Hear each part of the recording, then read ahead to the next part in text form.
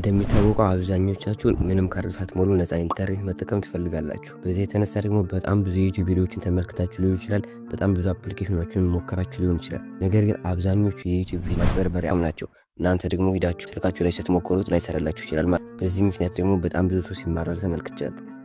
በዛሬው ቪዲዮ የማሳያችሁ አፕሊኬሽን ማንም ዩቲዩበር እስካሁን ቪዲዮ ሰርቶበት አያውቅም።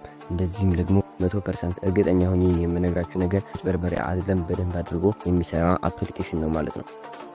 ድንገት እንኳን እኔ የተከተልኩትን ስቴፖች ተከትላችሁ ሄዳችሁ አልሰራ ቢላችሁ መጨረሻ ላይ እንዴት በቀላል ዘዴ ኮኔክት ማድረግ እንደምትችሉ አሳያችኋለሁ። ቀጥታ ወደ ፕሮሰሱ እናልፋለን። በመጀመሪያ አፕሊኬሽኑን ዳውንሎድ ለማድረግ ወደ ፕሌይ ስቶር ሄዳችሁ 7net VPN ብላችሁ ሰርች ታደርጋላችሁ። አለበለዚያ ደግሞ ከምትለፉ የመጀመሪያ ኮሜንት ላይ ሊንኩን አስቀምጥላችኋለሁ። እሱን በመንካት በቀላሉ ዳውንሎድ ማድረግ ትችላላችሁ። በመቀጠል አፕሊኬሽናችን ውስጥ እንገባለን። በመጀመሪያ አፕሊኬሽን ውስጥ እንደገባን የቴሌግራም ቻናላቸውን ጆይን እንድንል ይጠይቁናል። ሌተር የሚለውን በመንካት በኋላ ጆይን ማድረግ እንችላለን። ከዛም በመቀጠል ከላይ ያለችውን በአራት ነጥብ የተቀመጠችውን እነካለን። ከዛም በኋላ ከታች ኦንላይን አፕዴት የሚል አለ፣ እሱን እንነካለን። አፕዴት ሰክሰስ ይለናል ማለት ነው።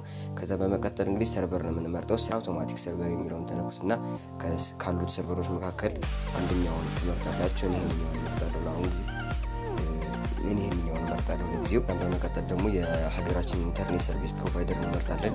የኛ ሀገር ኢትዮ ቴሌኮም ስለሆነ ከታች ያለውን እንነካና ኢትዮ ቴሌኮም ብለን ሰርች እናደርጋለን ማለት ነው። ከዛ ኢትዮ ቴሌኮም በጣም ብዙ ይመጣልናል። ከዛ ውስጥ በጣም ቀርፋፋ የሚለውን እንነካዋለን ማለት ነው።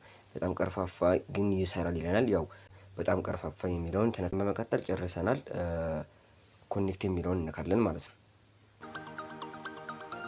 እንደምታዩት እንግዲህ ኮኔክት አድርጎልናል። በጣም አሪፍ በሆነ ፍጥነት ይሰራልናል ማለት ነው። አሁን ደግሞ ሙሉውን የተከተልኳቸውን ስቴፖች ተከትላችሁ ኮኔክት አላደርግም ካላችሁ ምን እንደምታደርጉ ላሳያችሁ። ከዛ በፊት ግን አንድ ጊዜ ላይክ እና ሰብስክራይብ አድርጉ።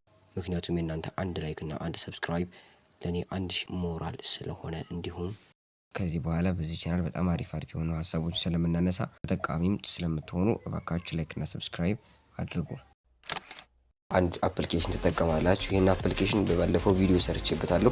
HTTP ከስተም አፕሊኬሽን ይባላል። ይሄም ራሱን ችሎ ነፃ ኢንተርኔት ሊያስጠቅመን የሚችል አፕሊኬሽን ነው። ነገር ግን የዛ አፕሊኬሽን ደግሞ ድጋሜ ሌላ ጥቅም ስላገኘሁበት ያንንም እንዳሳያችሁ ስለፈለኩ ነው ማለት ነውና ይሄን አፕሊኬሽን ዳውንሎድ ማድረግ ትችላላችሁ። ፕሌይ ስቶር ላይ ገብታችሁ HTTP ከስተም ብላችሁ ዳውንሎድ ማድረግ ትችላላችሁ። ያለበለዚያ ደግሞ የሱንም ሊንክ ኮሜንት ላይ አስቀምጥላችኋለሁ ማለት ነው። ዳውንሎድ ካደረጋችሁት በኋላ ቀጥታ አፕሊኬሽኑን ትከፍቱታላችሁ። ልክ ስትከፍቱት ከላይ ያለችውን 3 ነጥብ ትነካላችሁ።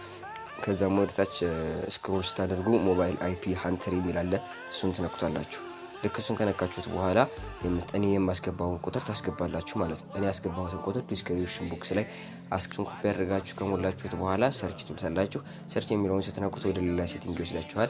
ሌላ ሴቲንግ ላይ እንግዲህ እኔ የምነካውን የጉግል ምልክት ያለበትን ትነኩና HTTP ከስተም አፕሊኬሽን ላይ ታደርጉታላችሁ።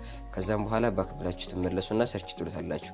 ከዛም እንደምታዩት ፍላይት ሞድ ኦን ኦፍ እያደረገ ይፈልግላችኋል ማለት ነው። ከዛም በኋላ ልክ ሲያገኝ እንደምታዩት ፋውንድ ብሎ የአይፒን ቁጥር ያስቀምጣል። ከዛም ምንም ሌላ ስራ የላችሁም፣ ጨርሰናል። ወደ 7net VPN አፕሊኬሽን በመመለስ ኮኔክት ስንለው ለአንድ ጊዜ በፍጥነት ኮኔክት ያደርግልናል። ከዛ በኋላ ድጋሚ የሚያጋጥማችሁ ከሆነ እንደዚህ አይነት ችግር ድጋሚ HTTP ከስተም አፕሊኬሽን ላይ በመግባት ሰርች እያደረጋችሁ አንድ ጊዜ በነገራችን ላይ ቁጥሩን ካስገባችሁት ሴቭ ስለሚያደርግላችሁ ቁጥሩን 10 ጊዜ ፔስት ማድረግ አያስፈልጋችሁም ማለት ነው።